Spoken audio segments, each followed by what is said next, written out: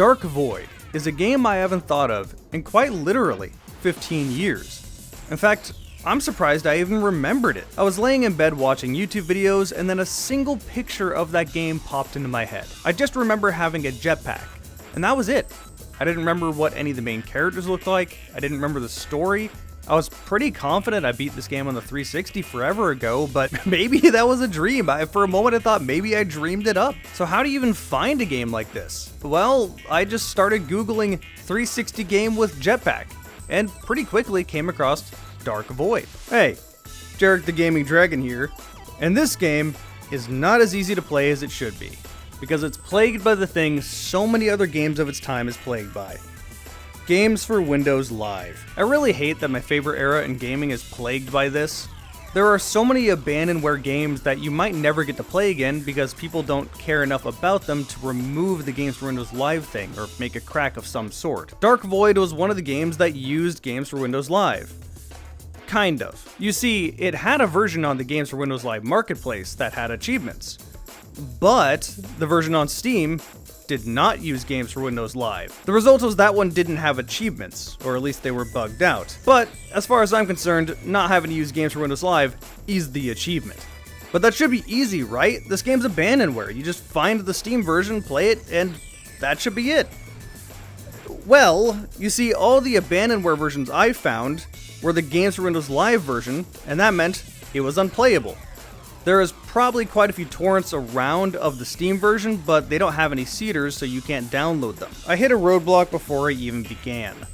It gave me two choices. The first one was to just play it on console, either find a used version or buy it digitally, which you can still do apparently, because apparently that didn't get pulled off Microsoft Store. The second option was the riskier one. Go to a website like G2A and see if you can find an old Steam key that's still active. So screw it, I went to G2A, found a code, went ahead and bought it, and thankfully it worked on Steam, and I didn't have any more issues. Why wouldn't I play the console version? Well, I just prefer playing on PC. Oh, and for the record, I don't condone using G2A for brand new games. It's a very sketchy website that does a lot of sketchy things, but in this case, it's an abandonware game. You can't buy it anywhere, it's the only option, so don't yell at me for that. Yes, I am aware I'm doing way more work than anyone should do for an abandonware game that nobody's thinking of, that everybody forgot, and it's frankly not that great. Speaking of not that great, let's talk about the story. You play as a character named Will, who, right away at the very beginning, comes across your ex. I guess you're her pilot. Small world cliche. Well, it goes wrong immediately because you get lost in the Bermuda Triangle. The Bermuda Triangle is apparently a void, a world in between other worlds. And very quickly you find out that there are some kind of aliens here that are, for some reason, supplying the Axis during World War II. We don't really know why. Oh right, this game takes place during World War II, I forgot to mention that. There is also a portal to Earth that apparently only you can go through. Yet, it's super important to close. I guess for the weapons they're providing to the Axis. Sure, makes sense. But they made it sound like there was going to be a huge invasion to Earth. I'm not kidding when I say that almost nothing happens throughout most of this game.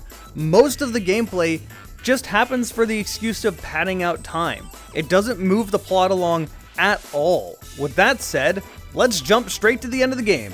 Spoiler warning for anyone that would care. You get to this portal that needs to be closed, and an NPC that you had known throughout the game was actually an alien. He throws a knife at you, and Ava heroically pushes you out of the way for it to stab her in the back. And then vanish, for reasons I'm not sure why. I don't know what happened there. Actually, this game does that thing a lot, where you survive getting beaten and shot and basically torn apart throughout gameplay, but one punch in a cutscene is enough to knock you out. Anyway, the portal immediately kills this alien because, again, you're the only one that can go through, and that gives you a final touching moment where she dies on the other end of the portal and you get teleported back to Earth. She did what she had to do. There's nothing you could have done.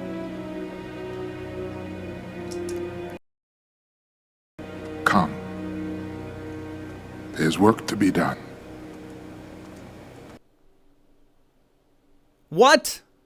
The game made it very clear I was the only one that was able to go through the portal. Why is he here? I'm so confused. What was my role here? If he could go through the portal, apparently he'd be able to close it. What was the point of the ending? I am so confused, but I also kind of don't really care. Like, the voice acting was good, but that's the best I can say about the story. These characters are cheesy B-movie-esque. That's the best I can say about them. I wasn't invested in anyone. I wasn't really invested in the story. I paid attention to know what happened, but that was about it. Some of these characters could have died, and I wouldn't have cared at all. In fact, one did die, and I didn't care. That was Ava. There are journals that serve as collectibles that will give you little bits of information about people that got pulled into the Bermuda Triangle, which is kind of cool, but I ain't reading all that. I don't care. Needless to say, you are not playing this game for the story. You are playing this game to shoot stuff. So the gameplay has to at least be serviceable then, right? Right? Unfortunately, no. Yes? Kind of? Mostly no.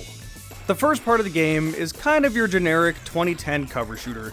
And to be honest, I was kind of enjoying it. I mean, I wasn't blown away, but I do sort of miss this era, when games were slower paced instead of everything needing to be as fast as possible. I'm fine with taking cover and slowing my combat down. Everything doesn't need to be a movement shooter. In that sense, I really don't have much to add about the basic gameplay.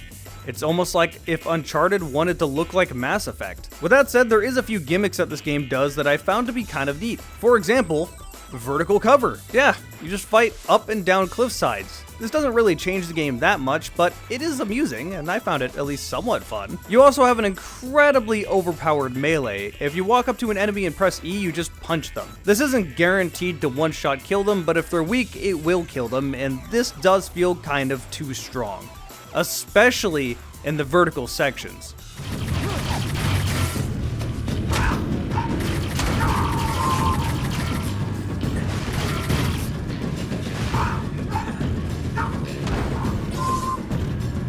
Coming for you, bitch. Who needs guns? Well, at one point you come across Nikola Tesla. Yes, that Tesla. That very one. And he gives you a jetpack. Sweet, the game should become more original, a bit different. The jetpack ruins it. It's ass. Yeah, they managed to make a jetpack bad somehow. Now, a few things about the jetpack. One, my review might be the total opposite of other reviews you have seen. A lot of other reviews seem to say that the jetpack is the only good part about the game, whereas I hated it.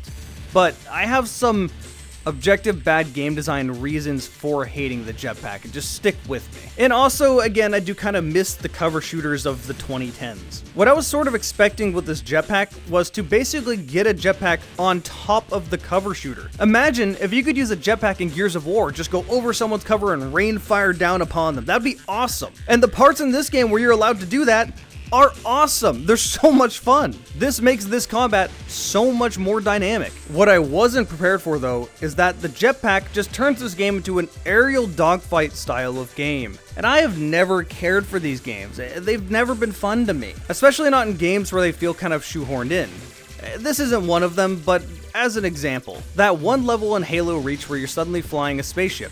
I hate this level. I don't want to be doing this while I'm playing Halo. I want to play a first-person shooter. And I have a very similar feeling about Dark Void.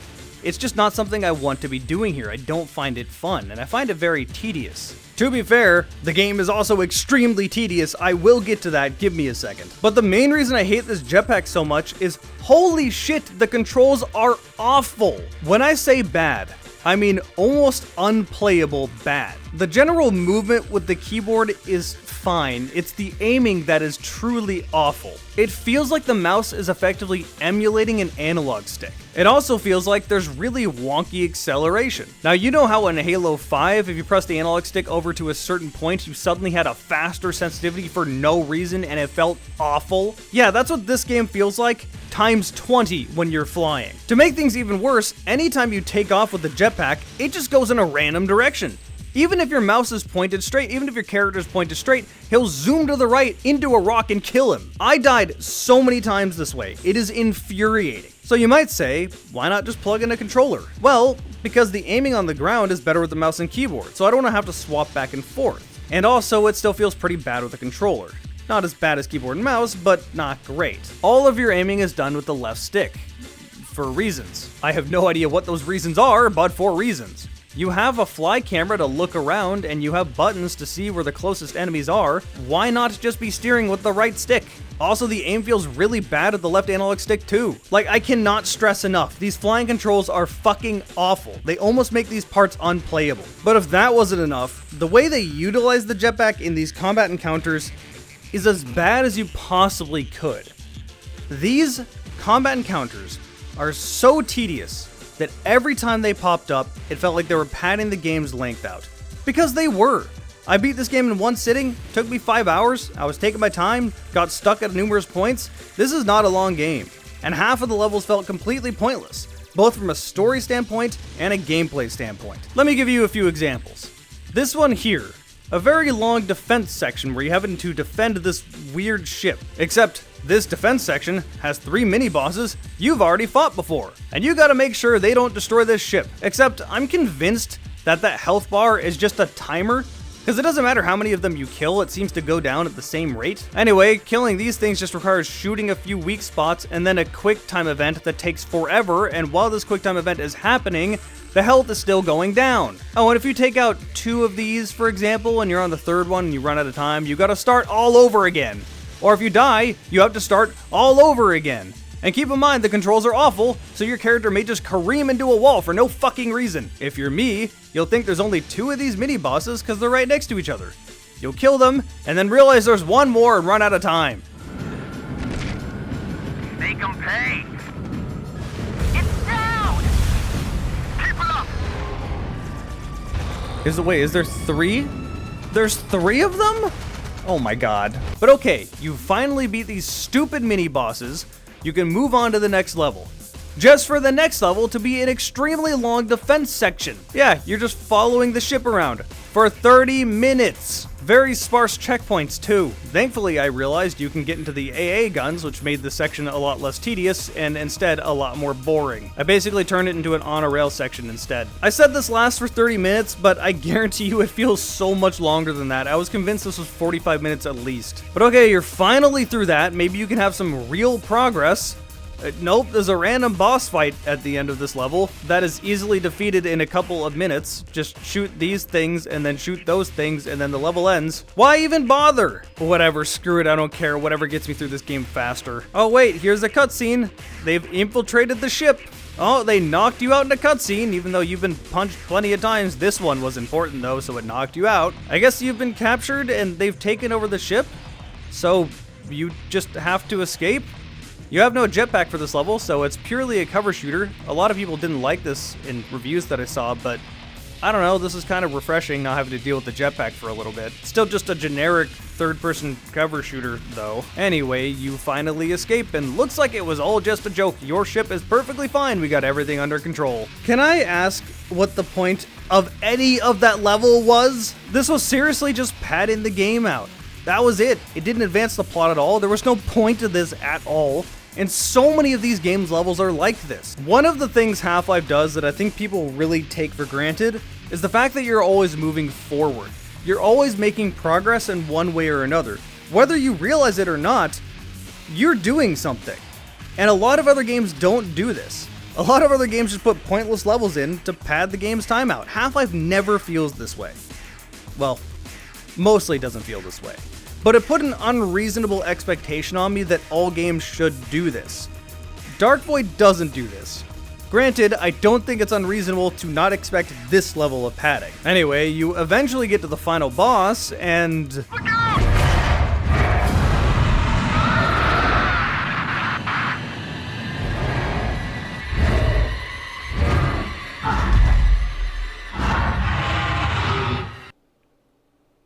holy shit, that's awesome looking. Where was this the rest of the game? Okay, I know I'm biased because of the whole dragon thing, but look at that. That's awesome. The boss battle itself isn't that bad either, once you stomach the awful controls. It's not particularly difficult. To be honest, it could be more challenging, but whatever. I had been fighting through this game for the last 5 hours and didn't care at that point. Still, its attacks were telegraphed. It had a good design. Like, this wasn't an awful boss battle. Granted, it gets some huge points docked off for killing it in quick time events. This game loves its quick time events, and granted, so did a lot of games of its time. I really do not miss killing the final boss in quick time events. But yeah, shoot it in the chest a whole bunch, it eventually gets stunned, do a quick time event, do it again, do another quick time event, and there you go, it's dead. And that is Dark Void. As you can tell, I'm not really a fan. In fact, I didn't remember anything about this game at all coming into it. I thought I would get the mediocre cover shooter that you would expect to see in 2010. Instead, I got a game where I'm mostly doing aerial dogfights with really bad controls on a jetpack. Why couldn't have you just given me a cover shooter with a jetpack? It wouldn't have been revolutionary, but at least it would have had its gimmick and been okay. I probably wouldn't have given it more than a 7 at most. So how bad is Dark Void? Well, pretty damn bad in a really disappointing way. I wanted this game to be good. It has so many cool, unique ideas, but it just fumbles hard. Still, I played it again. I never will again, but I played it twice now, I can say that. Hey, huge thanks to my channel members. They get to see my videos at least a week early, sometimes a lot earlier if I'm stockpiling videos.